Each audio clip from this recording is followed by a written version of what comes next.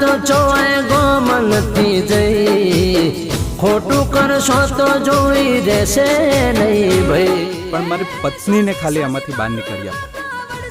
તારી કુળદેવી જા ત્યાં તારી બધી જ તકલીફોનું નિવારણ મળશે કરવા પડશે ભાઈ એ